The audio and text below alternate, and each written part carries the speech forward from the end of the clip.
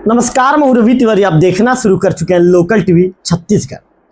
सड़क हादसों की खबर लगातार हम आप तक पहुंचाने का काम सबसे पहले करते हैं। हम बताते हैं कि सड़क हादसे में कितने लोग घायल हो गए हैं, कैसे सड़क हादसा घटित हुआ और सड़क हादसे में कैसे अकाल मृत्यु के आगोश में लोग समा जाते हैं। उन खबरों को भी लोकल टीवी मौके पर पहुंचकर कवर करता हुआ आपको नजर आया है। ऐसे में पिछले कुछ दिनों की बात करें तो पिछले 3 महीनों की बात करें, जनवरी में घटित हुआ था, इसके बाद फरवरी और मार्च की बात करें और अभी लगभग अप्रैल का महीना है, तो पिछले 2 महीने की बात करें तो सड़क हादसों के बढ़ते ग्राफ पर विराम लग चुका है। और सड़क हादसे के बढ़ते ग्राफ पर ये कहेंगे कि पुलिस ने एक बहुत ही अच्छा डंडा चलाने का काम किया है। देखो, पुलिस लगातार आमजनों को जागरूक कर रही है। सड़क हादसों को लेकर देखो पुलिस जागरूक करते हुए नजर आ रही है। थाना प्रभारी फैजुल हुदा साहब के नेतृत्व में जागरूकता अभियान लगातार चलाया जा रहा है। इसी क्रम में जो कन्हैया माझी हैं, जो सोशल वर्कर हैं कन्हैया माझी जी, उन्होंने एक जानकारी के लिए कार्यालय खंड चिकित्सा अधिकारी सामुदायिक स्वास्थ्य केंद्र देवभोग, उन्होंने एक RTI लगाया था। सूचना का अधिकार उन्होंने लगाया था। सूचना का अधिकार अधिनियम 2005 के तहत उन्होंने जानकारी मांगा था। तो अब डॉक्टर प्रकाश साहू जो BMO है देवभोग के, खंड चिकित्सा अधिकारी हैं, उन्होंने जो कन्हैया माझी जी हैं जो सोशल वर्कर है, सामाजिक कार्यकर्ता है, कन्हैया जी को उन्होंने जानकारी प्रेषित की है। उस जानकारी में सूचना का अधिकार अधिनियम 2005 के तहत जानकारी प्रदान करने बाबत जो जानकारी मांगी गई थी उसके संबंध में उन्हें जानकारी जो प्रेषित की गई है। ये खबर आपको जानना जरूरी है, इम्पॉर्टेंट है, क्योंकि सड़क हादसों की खबर लोकल टीवी चलाता है तो इस खबर के माध्यम से आपको जागरूक करना भी जरूरी है। तो ध्यान से सुनिए, कन्हैया माझी जी को BMO डॉक्टर प्रकाश साहू ने सूचना के अधिकार के तहत जो जानकारी दिया है वो कॉपी लोकल टीवी के पास मौजूद है।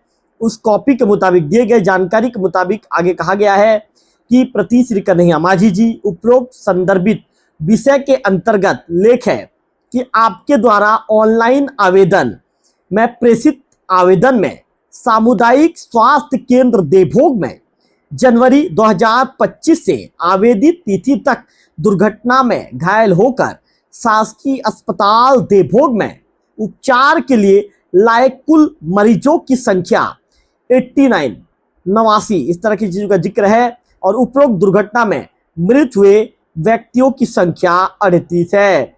आगे जो जानकारी दी गई है उस जानकारी में कहा गया है कि उपरोक्त मरीजों में से गंभीर रूप से घायल व्यक्तियों की संख्या तथा उनके नामों की सूची अभिलेखों में उपलब्ध अनुसार एवं उपरोक्त दुर्घटना में मृत्यु हुए व्यक्तियों की संख्या और उनके नामों की सूची आपकी ओर से चाही गई थी।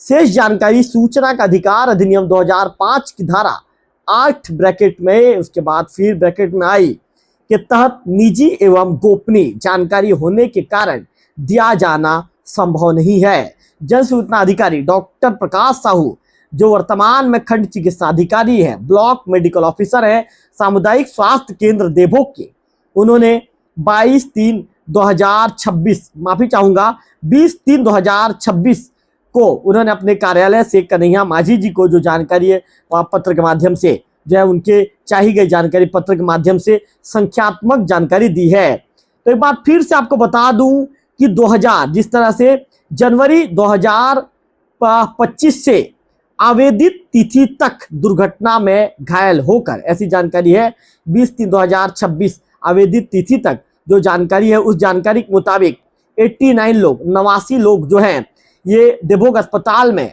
जो सड़क दुर्घटना में घायल होकर, रोड एक्सीडेंट में घायल होकर जो सरकारी अस्पताल है, शासकीय अस्पताल देवभोग में उपचार के लाया गया था। कुल मरीजों की संख्या एक बार फिर बता दूं 89 है और उपरोक्त दुर्घटना में मृत हुए व्यक्तियों की संख्या 38 है, यानी 38 लोगों ने अपनी जान गंवाई है।